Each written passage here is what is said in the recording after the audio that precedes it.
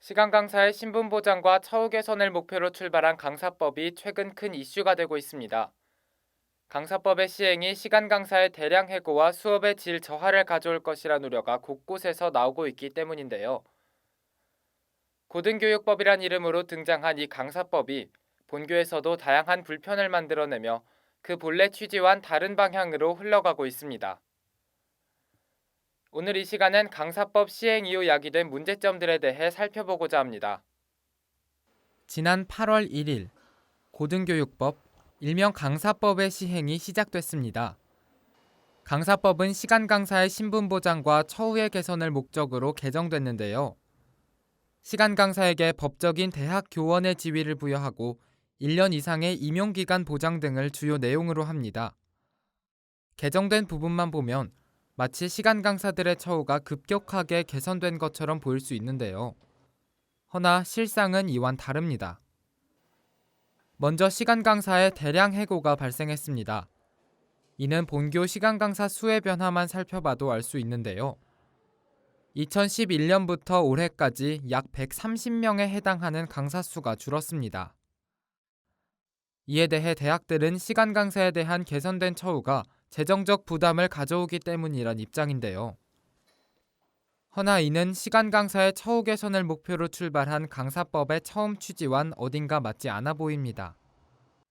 더불어 강사의 수가 지속적으로 감소한다면 교수 1명이 담당하는 수업의 수가 늘어나게 됩니다. 심지어 본교의 경우 강사뿐만 아니라 전임교원의 수 또한 감소하고 있는 추세이기 때문에 대형 강의화가 불가피한 상황입니다. 실제로 수강생 수가 80명이 넘는 대형 강의가 작년에 비해 28개 증가했는데요. 다시 말해 대형 강의화로 인해 교육의 질 저하와 학생들의 학습권 침해가 발생한 겁니다. 전 대형 강의 들었을 때 되게 많은 학생들이 듣잖아요. 그래서 수업에 집중을 못하는 분들이 계시면 속닥거리는 소리가 너무 잘 들려서 불편했고, 교수님이 전체 학생들의 이해를 도와주기 위해서 좀 노력해 주시면 좋겠는데 안 그런 경우가 있었어서 수업 진도를 따라가는데도 약간 차질이 있었어요. 심지어는 충분한 시간 강사의 채용이 이루어지지 않아 이번 2019학년도 2학기 수강 신청 당일날 몇몇 과목이 폐강되는 상황까지 발생했습니다. 학부 필수 전공이 갑자기 폐강돼가지고 이제 그 과목을 넣어야 되기 때문에 이제 학부 필수 과목이고 2학기에만 열리는 거니까. 근데 그걸 넣으면서 이제 월공도 못할 상황이 되고 제가 넣은 과목도 다 빼야 되는 상황이 된 거예요. 그것 때문에 결국은 제가 듣고 싶었던 과목 거의 다 못 들었고, 처음 했던 거에서 2개 말고는 다 바꾸고 사인 받는 형식으로 되게 힘들게 시간표 채웠어요. 이에 더해 강사 수의 감소는 다양한 수업의 개설들을 힘들게 해 강의 상거래와 같은 전혀 정상적이지 않은 관례들의 지속 또한 가능케 합니다. 시간 강사의 대량 해고, 학생들의 학습권 침해 등 강사법의 시행 이후 발생한 문제들을 살펴봤는데요. 이에 대한 책임 주체가 불명확하다는 점 또한 문제가 됩니다. 다시 말해 앞서 살펴본 문제들이 강사법 자체의 문제인지 대학의 문제인지를 둘러싸고 의견의 충돌이 발생하고 있는 겁니다. 대학들은 등록금 동결과 입학 정원 감소를 이유로 강사법의 시행이 큰 재정적 부담임을 주장합니다. 특히나 본교의 경우 법정 부담률과 기본 재산 확보율이 고작 20%를 웃돕니다. 재정적 안정성이 흔들리는 상황인 겁니다. 어찌 보면 이런 본교의 상황에서 갑작스레 개선된 시간 강사의 처우는 재정적 부담으로 다가올 수도 있어 보이는데요. 그러나 대학과 재단이 그 책임을 다하지 못하고 있음을 주장하는 이들도 있습니다. 시간 강사에게 쓰이는 비용이 학교 전체 예산과 비교했을 때 크지 않으며 대학이 국가 보조금을 추가적으로 지원받는다는 점 등을 들어서 말이죠. 실제로 대학이 운영되는 방식을 보면은 상당한 비율의 국고 보조금이 들어가요. 가령 이제 우리 학교를 봅시다. 그러면은 우리 학교 2019년에 국고 보조금은 165.5억 정도가 돼요. 그리고 우리 학교의 법인 교비는 450억 정도가 되죠. 그러니까 실제로 대학 재정의 약 3분의 1이 국고보조금으로 이루어진 거예요.